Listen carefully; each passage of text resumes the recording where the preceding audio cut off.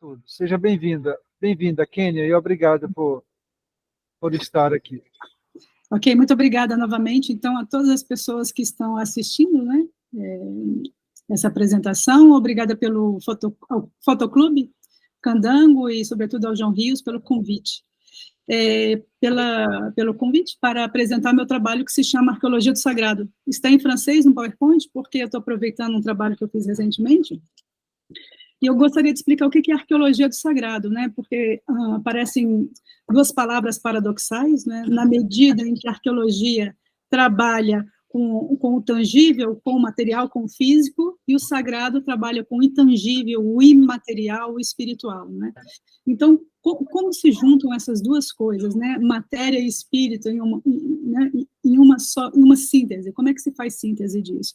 Então, essa ideia, ela nasce a partir de uma busca, que não deixa de ser uma busca interna, né, de fotografar e de estar em lugares considerados sagrados pelos nossos antepassados, e, geralmente, esses lugares sagrados, eles estão inscritos em sítios arqueológicos, porque eles estão conservados, né? Então, são templos, né, são ruínas, são santuários, são construções megalíticas, é arte rupestre, enfim, tudo aquilo que fez sentido, não é, para os povos, né, e as comunidades que nos antecederam no tempo, né, e que respira, que transpira uma certa sacralidade, ou algo que seja metafísico, né, tem uma chama espiritual, ele faz parte desse projeto. Então, é uma busca de retratar essa chama espiritual através da fotografia desses lugares materiais sagrados. Eu já vou iniciar logo com uma paisagem sagrada, antes de chegar em um objeto, né, uma construção propriamente dita. Essa imagem que nós temos diante dos nossos olhos é o Monte Sinai. O Monte Sinai, ele fica na Península do Sinai, né, no Egito, África do Norte, e foi lá que Moisés recebe as tábuas da lei, né, com os 10 mandamentos que a gente encontra, né, na Bíblia hebraica e no Velho Testamento, né, que já é uma compilação cristã. Bom, nós subimos, e foi uma caminhada muito difícil, talvez uma das caminhadas mais difíceis que eu já fiz, foram 8 horas de caminhada no deserto, com pouca água, e tudo muito íngreme, uma paisagem muito agreste, mas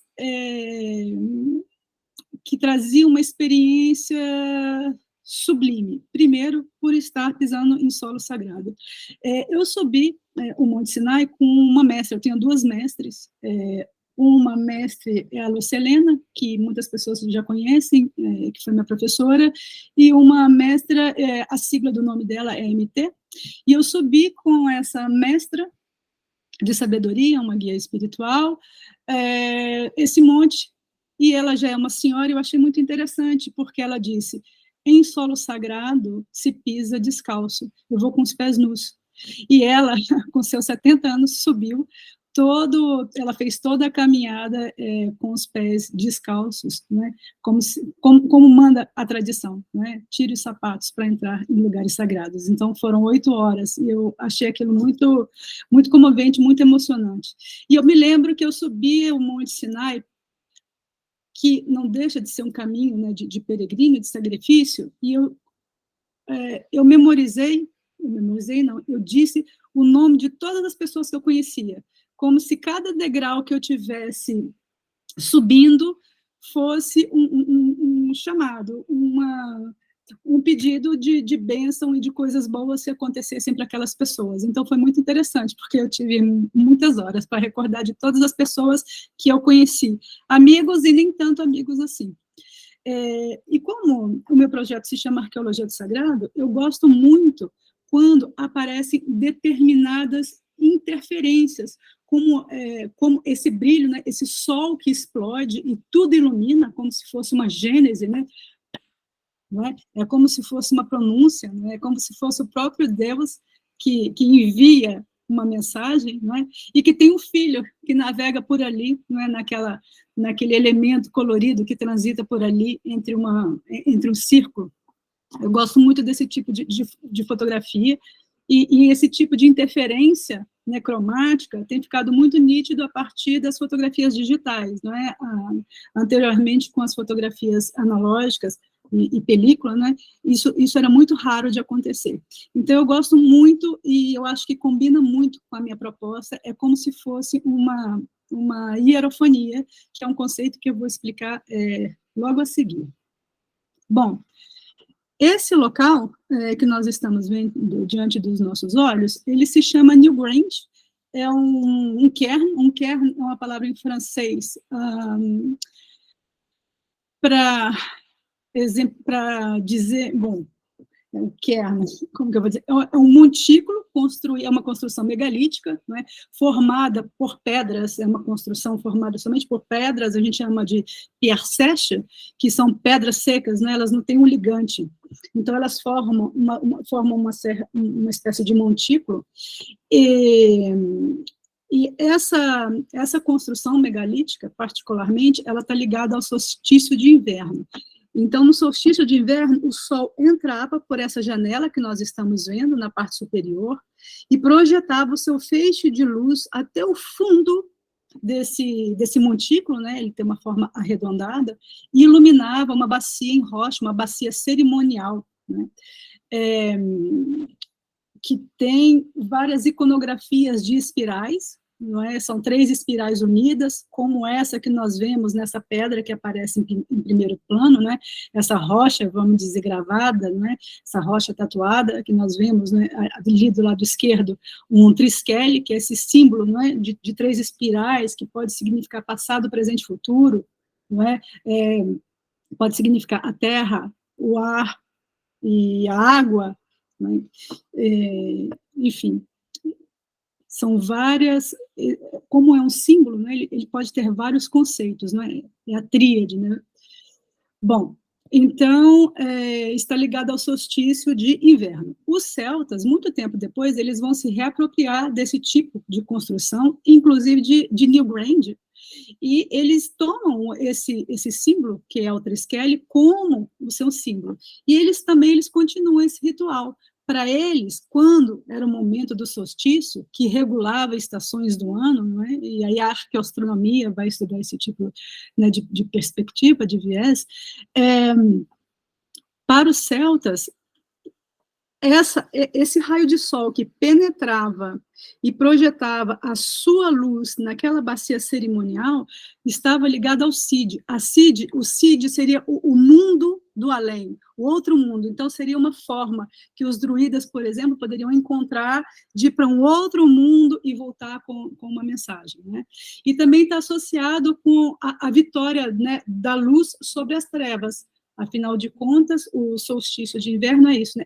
Ele marca o fim da noite mais longa do ano, ou seja, o sol começa a surgir vitorioso, né, diante das trevas.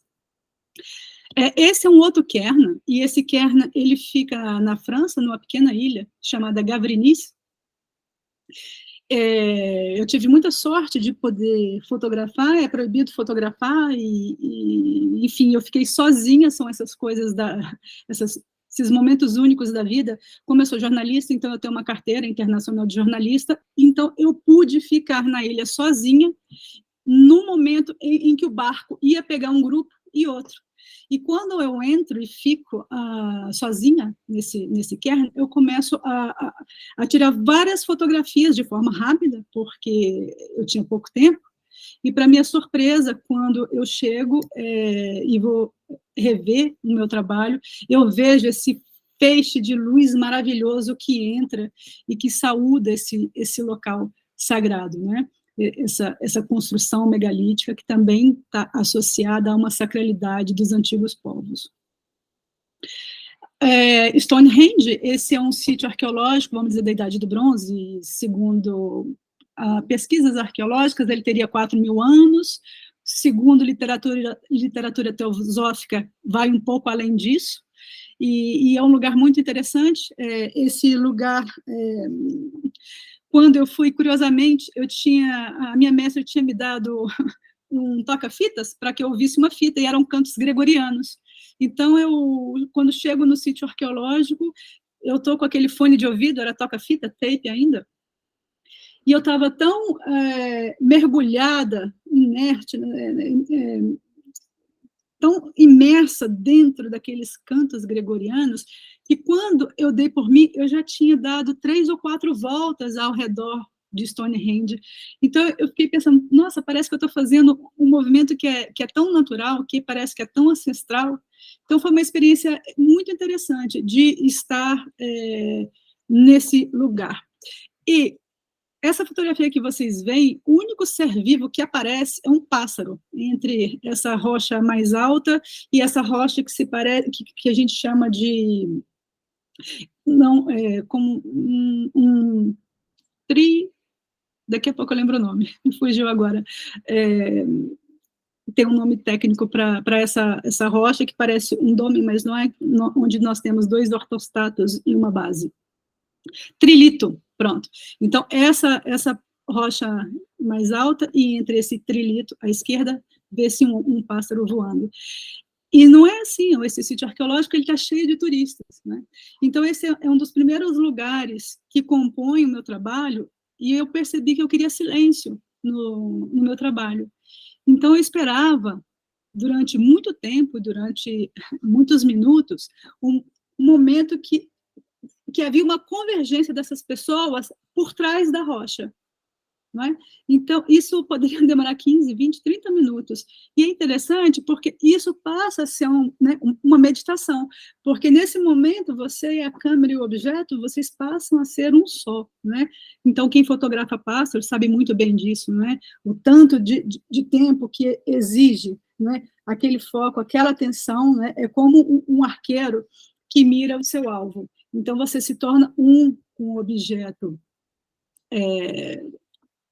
a ser fotografado. Então, eu percebi que era isso que eu queria para o meu trabalho, eu queria um trabalho silencioso. Então, desde então, eu espero, geralmente esses sítios arqueológicos, né, estão muito cheios, né, de pessoas, mas o momento em que as pessoas estão passando por detrás desses locais, então é o puncto, né, como já dizia Cartier-Bresson, é o momento, né, um instante decisivo, punctum. Bom, essa fotografia foi tirada na Ilha de Páscoa. A Ilha de Páscoa é um lugar incrível, fica a 3.500 quilômetros do Chile e a 3.500 quilômetros de qualquer outro lugar que se possa pôr o pé em terra firme, né? Fica no meio do Pacífico, é considerado a ilha mais remota do mundo, e é uma ilha muito misteriosa, enigmática, por conta dessas de construções megalíticas. Não seriam construções, né? São monolitos, ou seja, uma única pedra, mas muito grande, né? Um monolito megalítico, que pode variar de 4 a 30 metros de altura, e que existem quase 1.100 monolitos como esse, que são chamados moais. Essa é uma fotografia muito poética, não é? Porque tem essa questão do sol. Foi uma fotografia tirada numa praia chamada Tarrai. Eu fui lá durante 9 dias para ver o pôr do sol todos os dias, e enfim, como vou dizer, sentir essa energia que emana do sol e essa paisagem maravilhosa com essas construções, esses monolitos. Essa também é uma fotografia que eu realizei em Ilha de Páscoa. No caso, em Tongarique, Arru Tongarique. O que é um arru? Arru é um altar, porque esses moais que vocês estão vendo nessas estátuas, que são estátuas como essas estátuas, elas estão em cima de uma plataforma. Vocês conseguem ver aí a proporção, por exemplo, dessa pessoa em relação a esse moai, né? E ela está andando sobre uma plataforma. Essa plataforma, ela varia de 40 centímetros a 1,5 metro. Então, se chama arru, é um altar. Então, veja só, antes de colocarem os moais em cima desses arrus, né? Aliás, antes dos moais, isso mesmo, de serem colocados, eles precisavam ser construídos com essas rochas, que são rochas rochas de origem vulcânica, não é? Porque a Ilha de Páscoa ela se forma a partir da eclosão de 3 vulcões, e essas lavas se juntam, então a ilha tem uma forma triangular. Então, voltando na fotografia anterior, essa fotografia foi feita às 5 horas da manhã, não é? Esse é um local para se apreciar realmente o nascer do sol, não é? A aurora. Então, ela tem toda essa energia impactante, né, do sol que ilumina o mundo. Bom, em seguida, nós vamos ao Egito. Imagine, quantas pessoas vocês veem aí? Esse sítio, para quem já foi ao Egito, sabe que está cheio de gente. Nenhuma foi apagada. Então, eu percebi que para colocar silêncio no meu trabalho, é preciso desenvolver uma identidade, né? Uma identidade de edição, coisa que a gente faria no laboratório fotográfico analógico. Quem é fotógrafo aqui sabe do que eu estou falando, né? Bom, então, eu decidi que algumas fotografias eu iria extrair as cores, para tentar dar um caráter atemporal a essas imagens.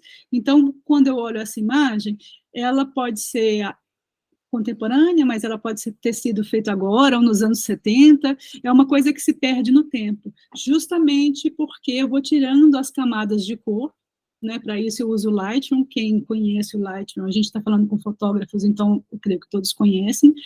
Se fosse no laboratório analógico, dava para fazer da mesma forma, não é?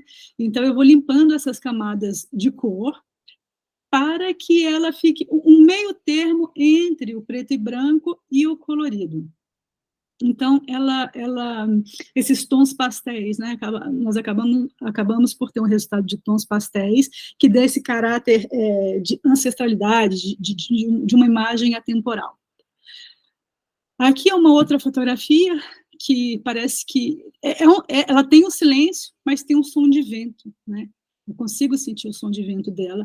Então, eu gosto muito desse tipo de fotografia, onde nós conseguimos transmitir algo sensorial, né? Então, nós estamos vendo a pirâmide de Saqqara, que fica nas proximidades, realmente, de Giza, e disse que a Saqqara, das pirâmides, é a mais antiga, né? É uma pirâmide escalonada, e também ali no Planalto.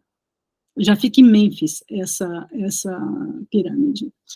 Bom, essa fotografia é uma fotografia normal e eu quero contar a história dela, que é o seguinte: quando fizemos a viagem ao Egito, nós ficamos 20 dias ao Egito, fomos até Abu Simbel, né, visitando os templos, e no último dia eu tive uma intuição que eu precisava voltar ao Planalto de Gizé para fotografar sozinha. Fui, passei uns perrengues, né, mulher sozinha, país árabe, ônibus, ok, e fui a última pessoa a sair do sítio arqueológico, né, desse complexo arqueológico. E eu não sabia por que eu tinha que estar ali, não tinha nada demais, e a minha intuição falava, fotografa, fotografa. Então eu comecei a fotografar contra a luz, porque só dava para fotografar realmente contra a luz, né, a posição que eu me encontrava. Comecei a fotografar, e depois de muito tempo depois, eu recebi um telefonema da minha mestre, MT, que me dizia, sabe aquelas fotografias do Egito? Vá novamente revê-las e veja o que não é imagem, veja além da imagem. Ok, e eu morava aqui em Brasília, achei aquilo muito intrigante, interessante, então resolvi olhar novamente as fotografias e comecei a limpar as camadas de escuridão e comecei a achar resultados incríveis, como essa fotografia. Então, veja a maravilha desse halo e desse encontro do Sol com o planeta. Quando eu estava fotografando, essas duas fotografias estão na sequência, tá? Eu só pude ver realmente essa conjunção desses astros, não é, envoltos por esse halo, que também envolto por um halo maior, quando, depois que eu recebi esse telefonema e comecei a trabalhar as fotografias, eu tirei as camadas de escuridão, não é, como vocês estão vendo aqui, está tudo escuro, e quando eu vi essa fotografia, eu fiquei muito emocionada, eu comecei a chorar realmente, porque eu nunca poderia imaginar que tinha toda essa beleza, né, essa síntese desses astros envoltos por esse halo aí. Bom, então, nesse tipo de fotografia, para, vamos dizer, destacar esse aspecto que eu considero um presente, uma dádiva, eu trabalho com cor, diferente da fotografia que eu mostrei, que era silêncio. Aqui eu quero um outro tipo de silêncio. A minha intenção é ver Deus através das cores, como fazia Mondrian através, né? Mondrian é esse pintor contemporâneo que tentava encontrar Deus através do equilíbrio de cores e de linhas, né? Ele era um teósofo. Então, da mesma forma, essa é a minha intenção, em trabalhar determinadas fotografias onde eu exagero na cor. E são cores, vamos dizer, são cores que conversam muito bem com os nossos olhos e com os nossos sentidos. Vou prosseguir. Essa fotografia eu realizei em Petra, na Jordânia, foi uma viagem muito perigosa para uma mulher sozinha, foi bem difícil, inclusive, chegar. E essa imagem que nós vemos, não é, que a gente passa um grande desfiladeiro para nos depararmos com uma arquitetura feita na rocha. No caso, esse palácio que nós temos, que nós vemos, né, depois dessa silhueta de rochas, é conhecido como o Tesouro. Como Tesouro, e ele é muito conhecido porque eu acho que teve um filme do Indiana Jones e que ele chega aí. Bom, esse local se chama O Monastério. Por quê?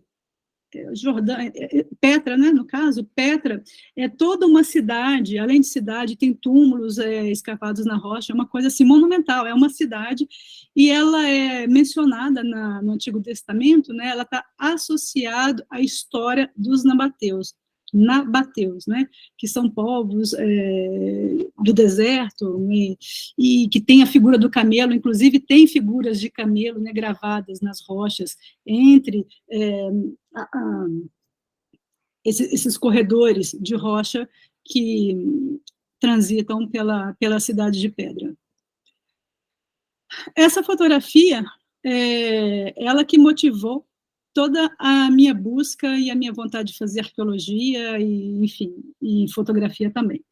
Nós estamos diante da sala do trono, da sala do trono, do rei Minos, né? Quem foi o rei Minos? Rei Minos, na mitologia, teria sido o pai do Minotauro, né? Aquele homem com cabeça de touro, que vivia no labirinto, e que foi morto por Teseu, e Teseu, para fugir do labirinto, né, ganha um fio de Ariadne, e assim ele consegue matar o Teseu, desculpa, o Teseu consegue matar o Minotauro e fugir do labirinto. Bom, então, e por que essa fotografia é tão importante e tem a ver com a minha história de início desse projeto? Desde pequena, eu assisti e quem está no Brasil sabe do que eu vou falar agora, existia um programa que se chamava Sítio do Pica-Pau Amarelo, que era um programa televisivo baseado em contos do Monteiro Lobato. E houve um episódio que era do Minotauro, e aquilo mexeu demais com a minha infância.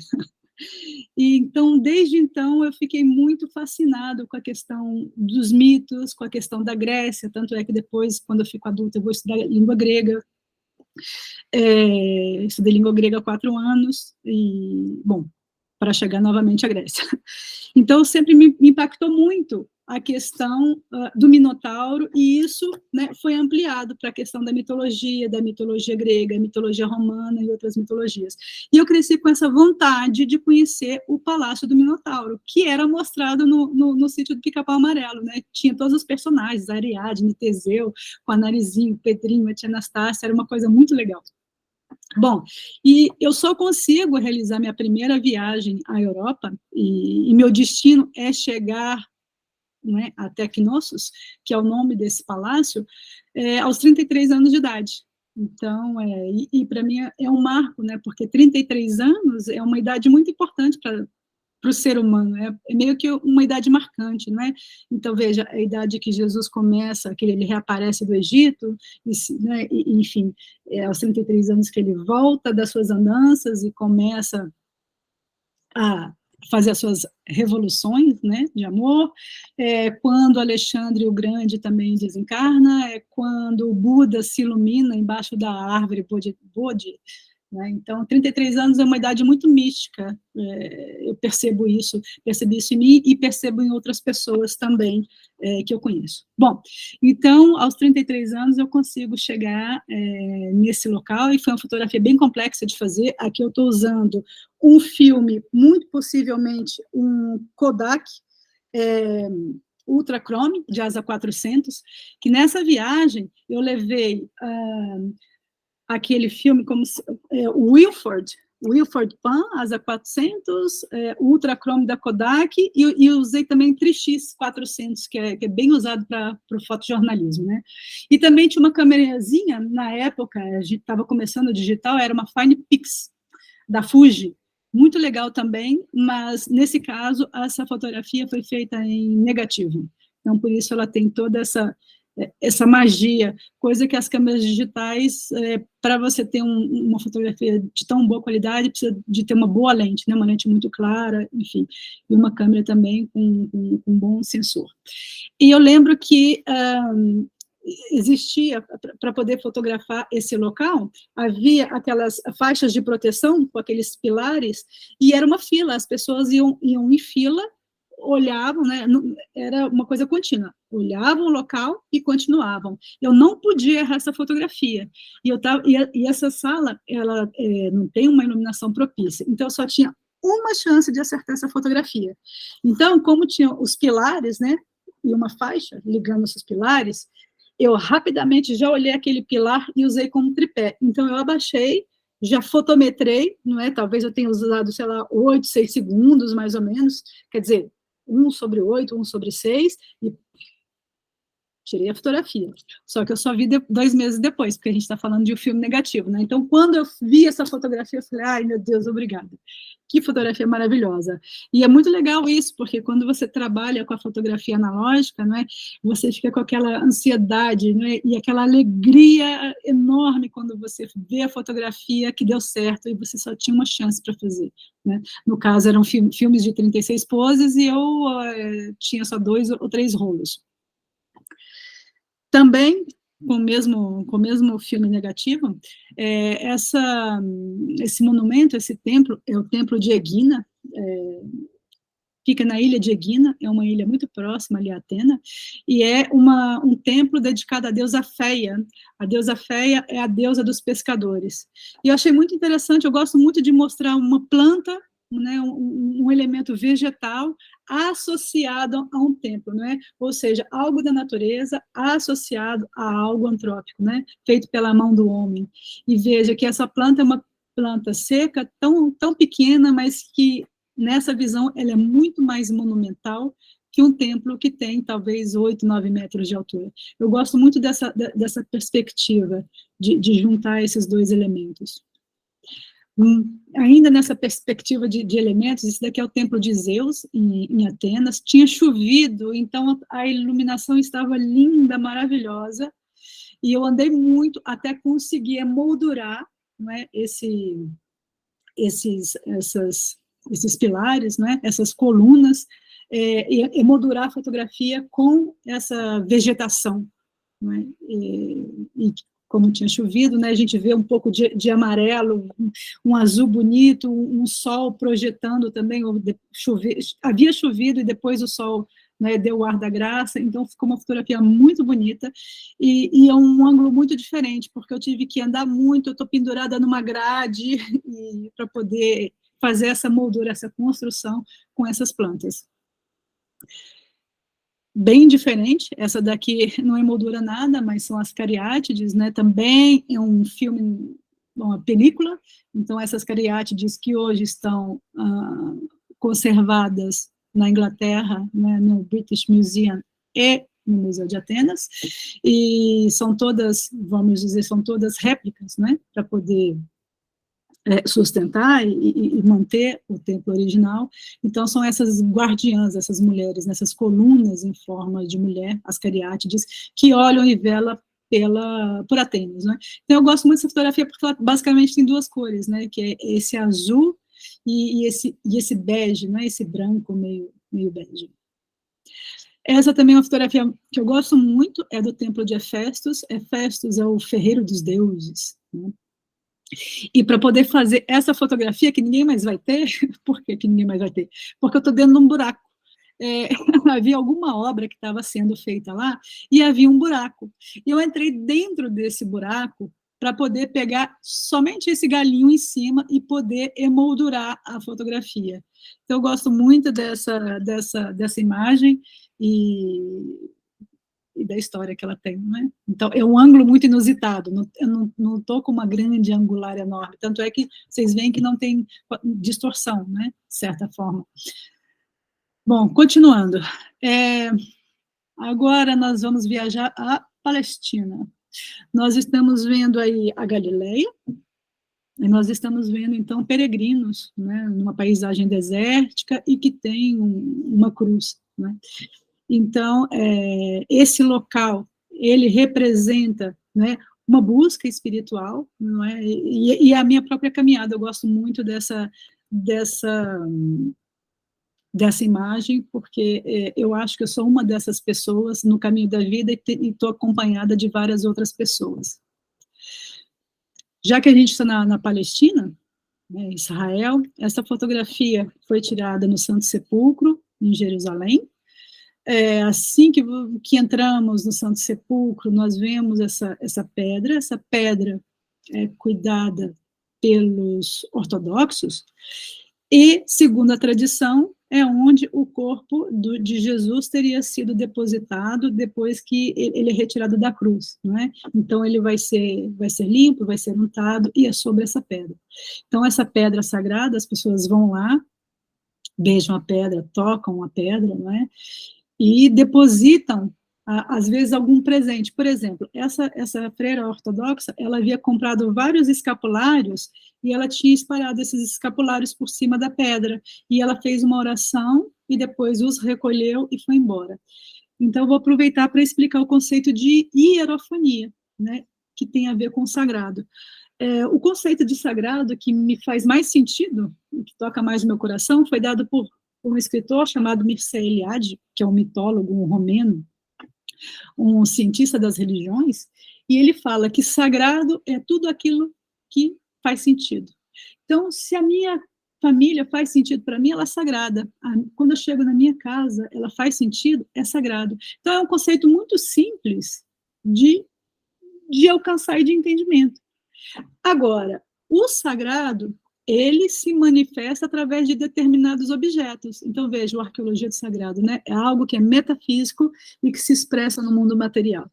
Então, Mircea, ele vai falar, para explicar o sagrado, ele vai utilizar o conceito de hierofania. O que é hierofania? Hierofania é uma palavra que vem do grego, hieros, fanos, né? Hieros fanin, na verdade, hieros fanos, hieros, sagrado. Então, daí temos hieroglifos, né, que é a escrita sagrada, e fanos, que quer dizer manifestação, aparição. Então, fanos, a gente tem fantasma, fantasia, certo? Então, hieros, fanos, né, hierofania, uma manifestação do sagrado. Como assim? Eu tenho uma rocha, ok, essa daí é uma rocha, é uma pedra, mas, a partir do momento que eu sei que essa rocha é onde foi depositado o corpo de um personagem que é tão importante para determinadas pessoas e religiões, ela se torna uma rocha sagrada. Isso é uma hierofonia, é a capacidade, né, é esse valor do sagrado, né, quando o sagrado se manifesta através de um objeto material.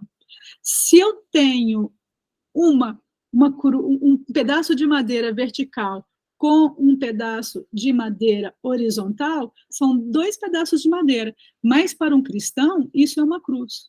Isso representa toda uma história, isso é uma hierofania. Um cálice, da mesma forma, é um cálice, é o Santo Graal, é o cálice dos Templários, né? Então, é uma rocha sagrada, né? Então, essa manifestação do sagrado se chama hierofania. Agora, vamos para Glastonbury, na Inglaterra. Esse lugar é um lugar incrível. Nós estamos vendo o Thor. O Thor seria essa torre, T-O-R, também chamada de Torre de São Miguel. Não, São Miguel ou São Miguel. Isso. Isso. São Miguel.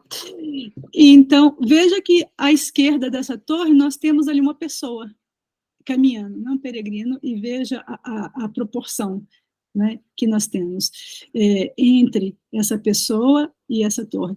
E essa escada em primeiro plano, né? Então, essa caminhada, essa fotografia, ela representa essa caminhada do ser humano rumo ao alto, rumo a uma acrópole, rumo a uma torre, rumo a algo que seja, onde tem algo para você. É a própria caminhada humana, né? A jornada humana para se chegar a algum lugar. Bom, essa é uma fotografia, então, realizada mais de perto, e eu tive uma experiência incrível, porque eu fui fotografar nesse lugar, e, de repente, chega um rapaz muito bonito, com cabelo loiro, muito comprido, e com um vestido meio azul cintilante, com um tambor e uma criança. E ele acende um cigarro enorme, um cigarro mais, vamos dizer, mais diferenciado, e ele fuma esse cigarro e começa a dançar e a tocar aquele tambor junto com aquela criança, numa dança linda e maravilhosa. Então, foi muito legal estar nesse local, e ele dançava lá dentro, então só estávamos eu, ele e a criança. Então, foi muito uterino essa experiência, foi muito lindo. E, claro, em respeito, eu não fotografei, né? Então eu tenho essa memória guardada comigo. Essa é um portal, né? E eu gosto muito do portal, né? Porque o externo e o interno, né? O que está fora e o que está dentro, né? Essa questão, essa passagem, esse limiar, né? O que é sagrado e o que é profano. Em Roma, por exemplo, havia um limite imaginário que se chamava pomério. Então, tudo que estava para dentro do pomério era sagrado, tudo que estava para fora é profano. Mas o profano não é uma coisa que seja ruim, profano é só o que não é sagrado. Então, por exemplo, o cemitério, ele não estava dentro do sagrado, ele estava na área profana, então sempre fora da cidade e afastado. Isso no caso, né, de Roma. Bom, então, essa questão dessa transição, né, desse limiar, eu acho essa fotografia, ela expressa bem essa coisa, né, do antes, do depois, o lá, o aqui, o antes, o depois, o aqui, o agora, enfim, esse limite entre dois mundos.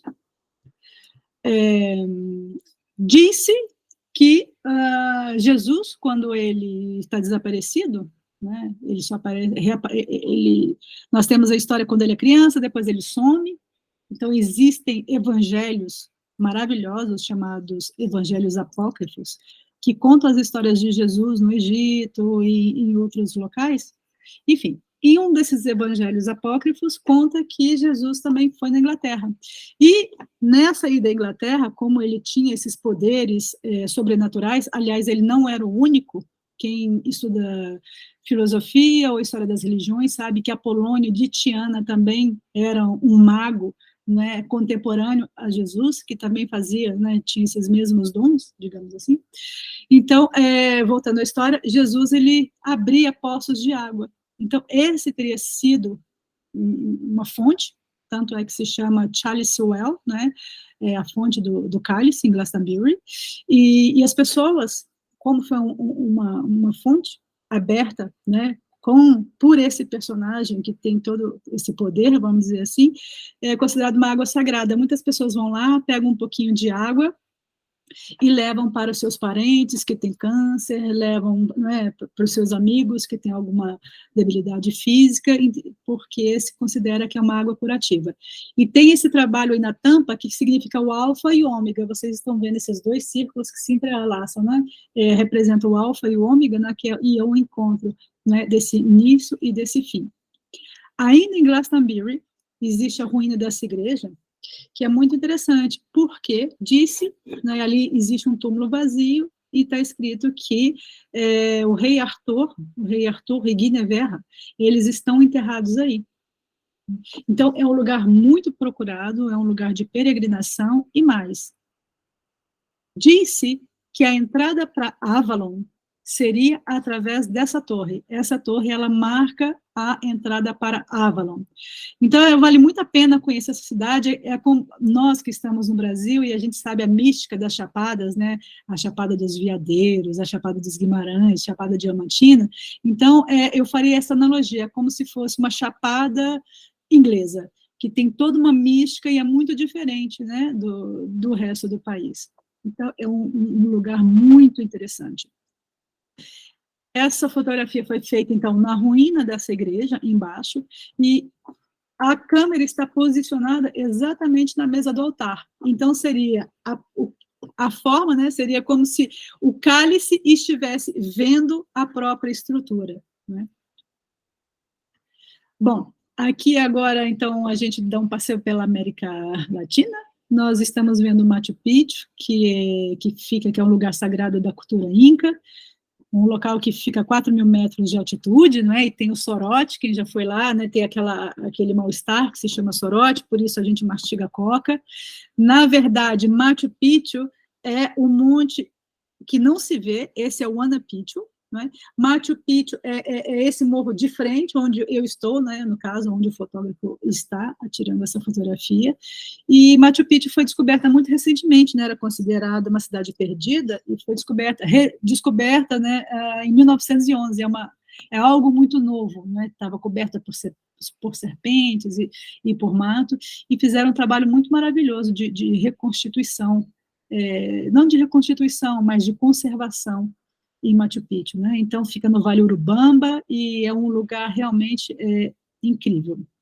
E você sente a força da natureza e existe uma força muito peculiar nessa região. Eu vou ter que contar uma história. Fui com um grupo de 40 pessoas, houve de 40 pessoas, e na volta, nós fomos de ônibus, voltamos de ônibus até Cusco, todas as pessoas dormiram, ficaram muito cansadas, menos eu. Eu tinha uma energia que eu não sabia de onde vinha aquela energia, e eu não conseguia ficar sentada no ônibus. Então, eu coloquei um fone no ouvido para disfarçar, porque nem tinha pilha ou bateria na época, mas eu coloquei porque eu precisava dançar e mexer o corpo, então foi até meio ridículo. Mas ninguém sabe, só vocês agora. Então, todas as pessoas estavam dormindo de cansaço, e eu estava em pé, segurando nos dois bancos da frente e dançando energeticamente. Estava todo mundo dormindo mesmo, mas era uma coisa que me enchia de energia. Eu acho que talvez 2 ou 3 lugares mexeram muito com o meu campo energético dessa forma.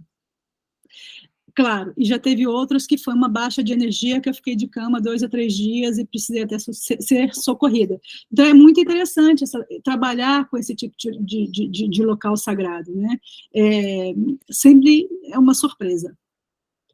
Bom, agora eu tenho que falar do Brasil e de Brasília, né? Então, nós estamos vendo aí a Pedra do Bisnau, né, são petróglifos, são gravuras rupestres aqui a 150 quilômetros de Brasília, nós estivemos lá agora nesse domingo. O que nós estamos vendo aí são gravuras, né, é um baixo relevo na rocha, mas o que estamos vendo também é uma prática que não se deve ter, porque alguém foi lá e colocou areia para poder ver melhor essas gravuras. O melhor horário de ver as gravuras realmente é ou no início do dia ou no final do dia, porque o sol, né, é perpendicular e projeta uma sombra nos sulcos, então é possível ver melhor as gravuras, ou à noite, né, quando a gente trabalha com lanternas e as figuras ficam vivas e dançam. Bom, então, é um local pré-histórico, e que não sabemos nada sobre datação. Tem estudiosos que transitam pela arqueoastronomia, que já fizeram sobreposição de mapa astronômico com a posição de determinadas circunferências, e chegaram a tem hipóteses, né? Claro que são hipóteses, de 7.668 anos, e uma outra configuração de 33.000, o que pode ser muito chocante, muito, enfim,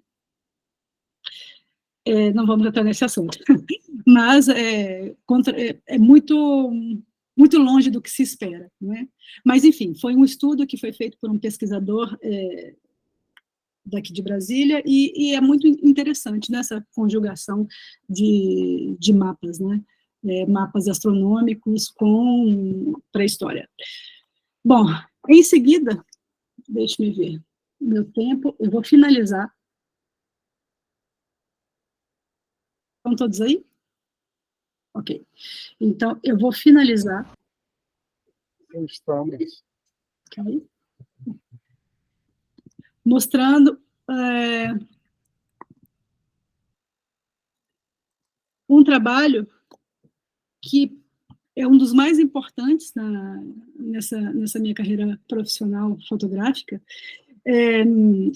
Eu fiz uma pós-graduação na Universidade de Brasília, o coordenador era o professor Gabriele Cornelli, foram 2 anos de estudo, e se chamava História do Cristianismo Antigo. Bom, então foi uma preparação para poder fotografar nas terras da Palestina e de Israel, né, e naqueles lugares associados à vida daquele personagem, né, que todos conhecem, mas através de uma perspectiva histórica, né, uma perspectiva mais científica, digamos assim, baseada em arqueologia bíblica. Eu tive aula com o professor André Chevitarese, vocês devem, quer dizer, quem estuda o Jesus histórico conhece bastante esse autor. Bom, então eu vou mostrar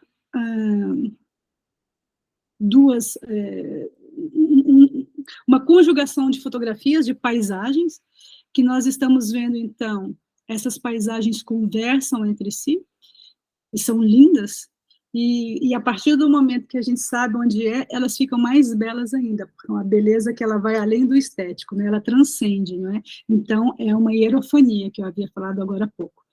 Essa paisagem da esquerda, então, é o Mar da Galileia, né? Então, é lá onde o personagem Jesus, ele passa e recolhe os seus primeiros discípulos, né? Ele vê aqueles pescadores e fala, e os convida, e eles largam tudo e vão atrás daquele mestre de sabedoria. Essa segunda fotografia, que tem um barco também no Mar da Galileia,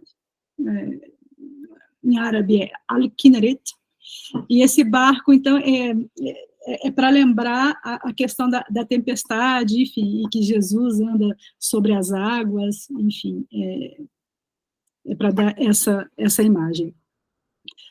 A paisagem, logo à direita, ela representa nessa história o momento em que Jesus se recolhe no deserto durante 40 dias, então ele é narrado isso nos evangelhos, né? Então ele fica 40 dias retirado no deserto, então, e ele é tentado pelas forças do mal, com várias possibilidades materiais, enfim, a aprovação é uma prova, né, que ele passa, e à direita é um pôr do sol em Jericó, né, que é uma cidade em Israel e que está associada diretamente à história desse personagem. Aqui, muito resumidamente, em 4 fotografias a gente vai ver a história, né, de Jesus. A fotografia à esquerda em Nazaré, na Palestina. Então, a gente fala, não é Maria de Nazaré, então, essa mãe de Jesus, filha de Joaquim de Ana, era uma mulher, uma garota, né, que morava nessa cidade, e na iconografia e também nos evangelhos, disse que Maria, então, ela recebe a visita do arcanjo Gabriel, e é descrito que ela estava do lado de uma fonte de água. Então, essa fonte de água, hoje, é o que nós estamos vendo aqui nessa imagem à esquerda. Ela, né, foi erguida uma cúpula, então ela tem toda uma proteção, né, nessa fonte, mas muitas pessoas vão ali e gravam o som, inclusive, daquela fonte. Então, teria sido nesse local, né, do lado dessa fonte, onde ela teria, né, recebido a visita, né, desse ser, que anunciaria que ela seria mãe de um personagem muito importante que mudaria uma parte, né, da história, sobretudo ocidental. Então, nós vemos uma iconografia bizantina nesse móvel, e dá para ver? Bom, e uma outra iconografia, e todas essas duas iconografias mostram, né, a questão da água, e essa água é um poço que está aqui embaixo. Bom, essa segunda fotografia, e é interessante essa coisa da hierofania que eu acabei de falar. Olha, aparentemente é uma água, né, com matinho, muito bonito, mas a partir do momento que eu sei que esse local é o Rio Jordão, e possivelmente foi nesse local, não é, que João batiza Jesus, essa fotografia ganha uma dimensão que nenhum outro curso de água vai ter, dependendo dos olhos de quem a vê, certo? Então, essa fotografia foi realizada no Rio Jordão, e o interessante é que até hoje vão muitos peregrinos, né, em ônibus, então muitos cristãos vão lá, então tem um sacerdote, e as pessoas se vestem de branco, entram no Rio Jordão, e ele emerge as pessoas, né, coloca a cabeça das pessoas no Rio Jordão e retira, né, tentando reproduzir esse gesto realizado por João, né, esse essênio.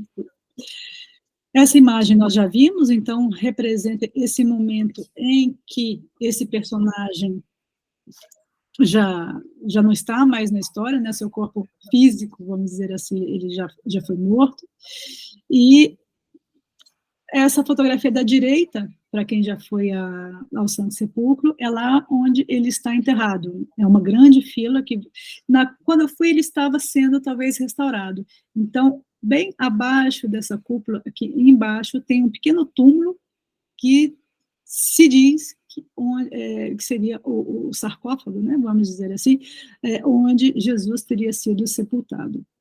Bom, mas é tudo assim, toda a história de Jesus é numa grande basílica, então é uma coisa assim que não sei se faz muito sentido. Então tem alguns locais que parecem ser muito reais, muito condizentes com a história, porque a gente sente, não é? O único local que eu realmente senti uma verdade profunda, foi numa pequena gruta onde teria sido a última ceia e aguardada pelos franciscanos, e não tem nenhum glamour, né? E não tem um afluxo de turistas, e, enfim. Mas isso é uma experiência interna de cada um. Kênia, você oi. termina nos 10 minutos, mais ou menos? Menos. Ok, beleza. Vou fazer perguntas. Obrigado. Vou fechar com 3 fotografias. Essa fotografia seria a ascensão de Jesus. A ascensão é aquele momento que ele já está morto, né? Ele morreu, mas ele aparece novamente.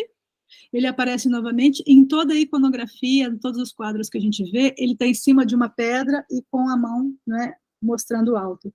E disse que a energia de Jesus era tão poderosa que ele deixa marcado aqui, gravado, o pé dele. Então, todas as pessoas vão lá para tocar essa rocha, onde teria, não é, com a ação desse ser, teria deixado a sua pegada impressa ali.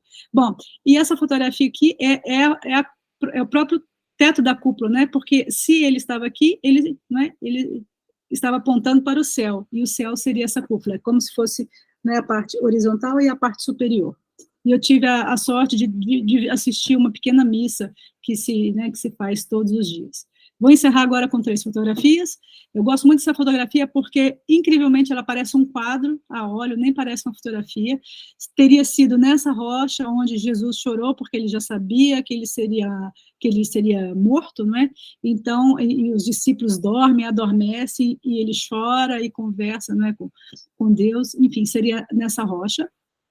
essa fotografia eu já mostrei, e termino com essa fotografia, que é logo na entrada do Santo Sepulcro, tem essa cruz de madeira, e as pessoas pegam essa cruz para fazer a Via Crucis na cidade, né? É um ritual vivo. Então, as pessoas pegam essa cruz e vão pagar, vamos dizer, vão pagar uma promessa e vão por todas as estações, ali nas ruelas de Jerusalém, cheia de turistas e produtos chineses e produtos israelenses, enfim, uma confusão, né, uma urbis. Então, as pessoas, né, revivem essa trajetória, né, que esse personagem viveu, vamos dizer, há 2000 anos atrás. Bom, com isso eu encerro a apresentação, é uma pequena amostra, né, desse trabalho que eu já venho desenvolvendo há 19 anos com recursos próprios, então por isso eu decidi, eu tive que abrir mão de muitas coisas na vida, inclusive de ter apartamento, casa e tal, porque eu preferi viajar, então tem muitas fotografias, e esse ano, se tudo der certo, vai sair o primeiro livro, né, que eu quero fazer fascículos, né, eu acho que o que faz sentido é contar histórias por trás das fotografias. Então, a missão desse ano é lançar o primeiro livro, e possivelmente vai ser sobre essa questão do Jesus histórico. Muito obrigada a todos, então, pela atenção. Eu passo a palavra para a João. Obrigado. Obrigado, Kênia. Show de bola. Colegas, está aberto para perguntas, mas eu queria quebrar o gelo das perguntas, perguntando o seguinte: você viaja para fotografar ou você viaja para sentir para ter essa sensação espiritual, viver esse momento? Eu diria que eu viajo para experienciar o local sagrado, e a desculpa, a justificativa para isso é a fotografia. Ela justifica isso para a sociedade, vamos dizer assim, mas maravilhosamente ela é a forma que eu me expresso e posso partilhar essa história, e né, essa história de busca interna, com outras pessoas, e conversar esse tipo de assunto, e provocar reflexões, né, nas pessoas que veem esse tipo de imagem ou essas histórias. Mas ela começa realmente com uma busca interior, né, e é externalizada com a fotografia, né? Obrigado pela resposta. Aberto, colegas. Então, sim, sim. Você foi em lugares fantásticos, né? Impressionante. Mas desses lugares, tem lugares que a gente vai e que a gente tem uma sintonia muito grande.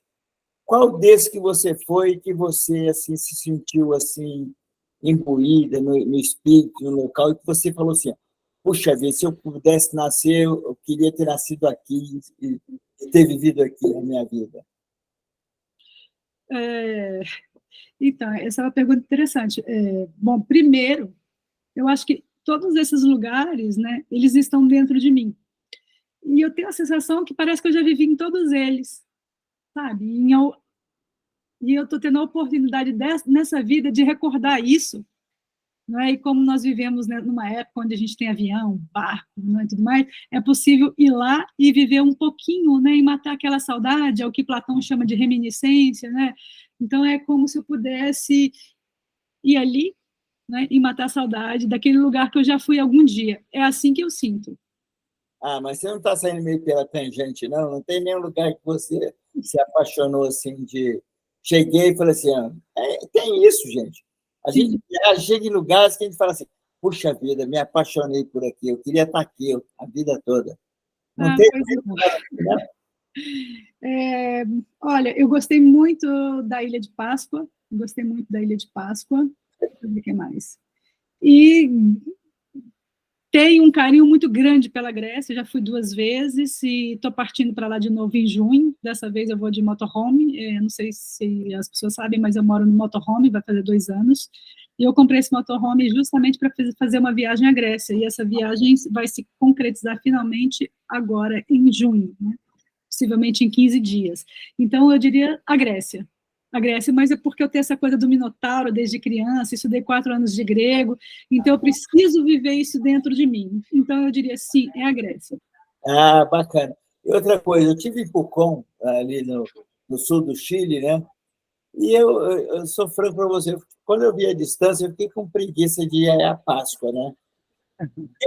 E você falou agora que você se é apaixonado por Páscoa. O que você pode falar para mim que eu não posso perder de ir à Páscoa? O que eu posso falar para você?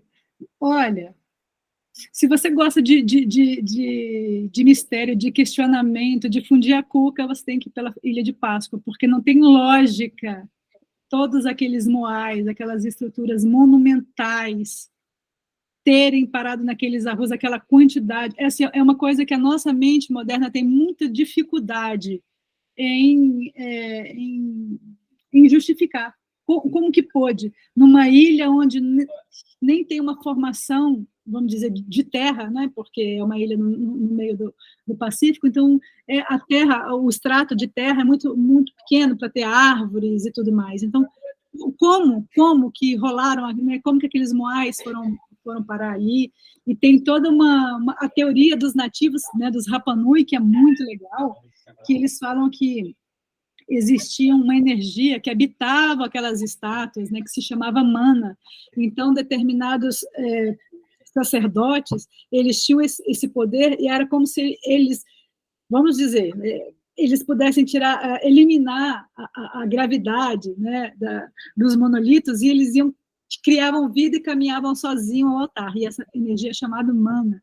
Então, é muito interessante você ver tanto a perspectiva arqueológica, mas também essa perspectiva, né, que já vem dos nativos, passando de geração em geração. E, além dos moais, os homens e as mulheres são muito bonitos. Eles têm essa tradição da Polinésia, são muito tatuados, muito cheios de pena, flores. É uma coisa linda de se ver. E também tem a paisagem natural, que é maravilhosa, né? Esses vulcões, e nesses vulcões tem petróglifos, e esses petróglifos, eles representam a mitologia do homem-pássaro, né? Tem, inclusive, um filme aí americano com Kevin Costner, que fala, né, sobre esse mito, né, o homem-pássaro que tem que vencer uma série de provas para desposar uma senhora e tal, e vai ser o rei da ilha. Então, é uma ilhota tão pequena, mas ela é tão rica em história, em mistério, e curiosidades e belezas, que talvez proporcionalmente tenha sido o lugar mais incrível que eu já visitei. Muito obrigado, parabéns pelo seu trabalho, fantástico. Obrigada. Fernanda? Kênia, muito lindo o seu trabalho. Eu não consegui chegar na hora, porque eu estava trabalhando, mas ainda bem que eu cheguei a tempo de ver um trabalho fotográfico assim maravilhoso, estético, lindo. A cor das suas fotos é muito linda, a luz, muito fantástica, adorei muito. E o que, como você bem falou, né, a história que você conta, ela muito me interessa. Eu sou uma psicóloga estudiosa também das religiões e tudo mais. E aí eu te pergunto, a minha pergunta é, então assim, estou doida para ver seu livro, para ter o seu livro. Acho excelente a ideia de fascículos, de contar as histórias assim por fascículos, acho muito legal, bacana mesmo. Mas a pergunta é, por onde anda a sua espiritualidade? Se é que você falou isso no início, você me perdoa porque eu não vi.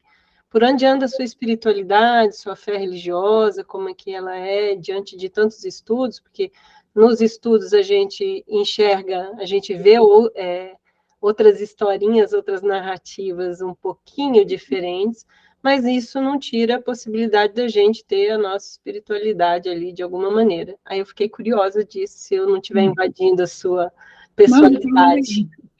A minha espiritualidade, ela passa pela filosofia, na verdade, né? Por uma filosofia, e eu gosto muito da literatura teosófica, ela faz muito sentido para mim, então eu tenho esse caminho. Eu diria que é a teosofia e a filosofia, nesse sentido do religare, mas desse religare do seu sentido mais profundo, que é religar o homem ao céu, entende? Aos céus. Então, ele não é esse Deus, vamos dizer, cristão, que a gente aprende, né? Ele está em tudo, né? Ele é o uno. Então, é algo que eu gosto muito eu sou muito curiosa de todas as religiões, eu acho que todas elas são muito maravilhosas, todas elas têm algo que pode ser extraído, que pode ser refletido e pode ser interiorizado, né? Então, na verdade, eu não tenho nenhuma religião e todas ao mesmo tempo, né? Porque todas têm o seu valor. Então, mas se eu fosse dizer isso em uma resposta única, eu diria que minha visão é filosófica, nesse sentido mais puro, né, do Religare, e eu gosto muito da literatura teosófica. Certo. E aí você escolheu a história de Jesus por ela estar mais ocidentalizada, mais próxima de você, ou também por fascículos você vai passear por vários nomes, né? Jesus, Buda, Krishna, etc. Eu adoraria, né? Porque imagina fazer a história de Buda, que máximo que seria. Mas, não, eu penso que a única história linear que eu tenho para contar seria essa. Na verdade, eu não vou contar a história do personagem, que todos já conhecem, mas, assim, da visão dessa mulher que é fotógrafa e que está ali diante daquelas paisagens, né? Vivenciando tudo aquilo, porque, afinal de contas, eu fui buscar algum aspecto que não existe, né? O que eu posso ver, né, que seja sagrado numa história que viveu, que já se passou há 2000 anos atrás e que hoje tem chineses, por exemplo, vendendo calcinha e sutiã na porta de Jerusalém, entende? Então é muito complexo. Então, quando eu optei por fazer então paisagens, né? Paisagens silenciosas e como é uma história linear, eu posso colocar essas fotografias numa sequência e narrar a minha experiência. Por exemplo, na Palestina, de pegar os checkpoints, né? Os palestinos são muito maltratados, então tem aqueles israelenses com 18 anos com um fusível enorme. Eu vivi aquilo todos os dias, porque eu fiquei em Ramallah alguns dias, eu tinha que transitar nos checkpoints para poder ir para Jerusalém. Depois, eu tive uma estadia em Jerusalém, e aí eu ia de bicicleta, era muito legal, eu ia todos os dias na Cidade Velha andando também, era muito bacana, mas é a única que tem uma linearidade. As outras fotografias, elas já não têm a intenção de contar uma história, mas talvez a experiência, porque como eu só tenho uma hora, assim, cada local desses foi uma experiência vivida. Na Jordânia, em Petra, por exemplo, foi o único lugar que eu quase morri, entende? Então, eu tenho uma história para contar e é uma história incrível. Isso eu ia te perguntar também, até para fechar minha fala aqui, de passar para os outros, se você, nessas viagens, não sentiu medo diante das sociedades que são tão arredias à mulher também. Então, medo mesmo, não, porque eu tenho muita confiança no Dharma, eu tenho muita confiança de que tem algo comigo e eu tenho mais ou menos, sabe?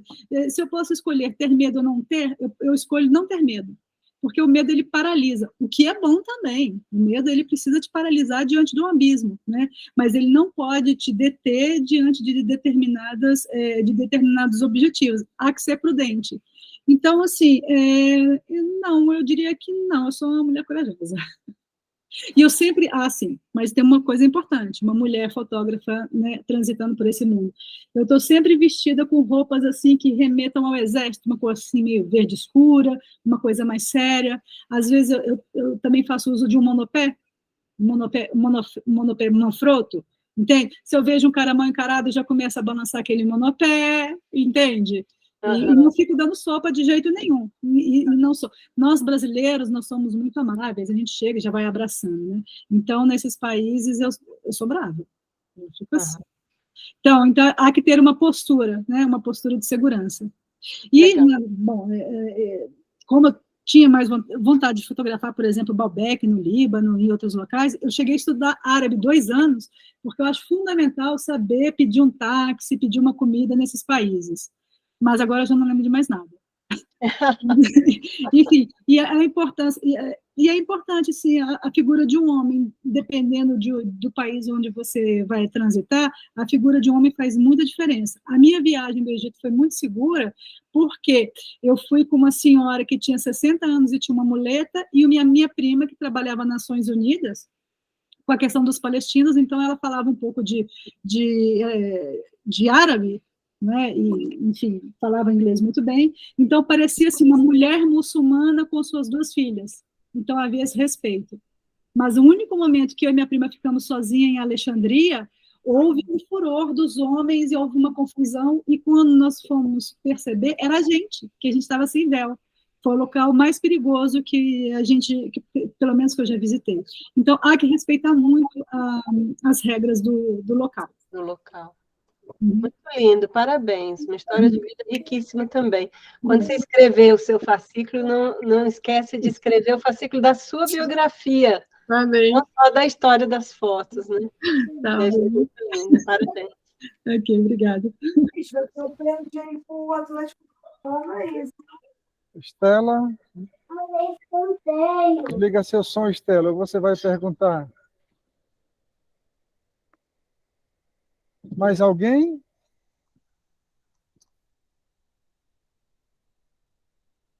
Gente, obrigado, Sandra, peraí só um então. minuto. Sandra Zarur está por aí, Sandra? Ela entrou ainda agora. Pois então, Sandra. Marcial, quer fazer alguma pergunta? A Jeane Martins também entrou, mas ela estava, acho que com um problema na internet, entrou e saiu umas 2 vezes. Certo. Oi, Kênia, tudo bem? Olá, tudo bem, Marcial? Marcial Eu quero agradecer. Isso. Inclusive, a gente está conversando de visitar o sítio Petroglifos aqui na região de Mara Rosa. Exato. E eu gostei muito da sua apresentação. Eu me identifiquei bastante, né? A sua sintonia que você tem com o sítio. Então, você passa a enxergar ele não como um objeto arqueológico, mas também como algo sagrado, porque você também tem um significado. Eu achei muito bacana isso. Parabéns mesmo. Obrigada. E daqui a 2 semanas... Oi? Eu estou aqui. O Oi, problema Sandra. é que eu estou com um problema no computador e estava dando uma interferência, eu cortei o som. Tá bem. Tudo bom? Tudo bem. A Sandra fotografa pássaros e nós fizemos uma exposição conjunta sobre a África, né, Sandra? Pois é, morrendo de saudade de você, Kênia. Tá bem. Vamos ver se nos encontramos. Eu estou em Brasília, fico mais, talvez, um mês. Ah, que bom. Eu estou viajando amanhã, mas segunda-feira eu estou de volta. Tá certo. Obrigada, Sandra. Sobre o Marcial é arqueólogo, ele fez um estudo sobre os petróglifos de Mara Rosa, né? Petróglifos são gravuras rupestres, e é um local sagrado que eu quero conhecer já há 6 anos, e então estou coordenando uma expedição para lá, que vai ser no dia 28 e 29, e o Marcial, ele vai fazer essa visita para a gente, né, porque ele dedicou 2 anos da vida dele a essa pesquisa.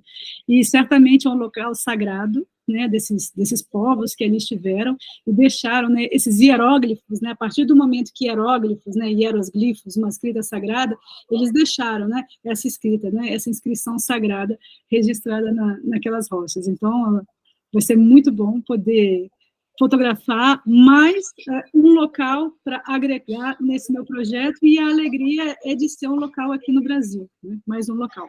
Beleza. Sucesso para você, Maciel, e para vocês lá nessa nova viagem. Obrigado. Colegas, se não tiver mais ninguém para participar, vamos encerrando então.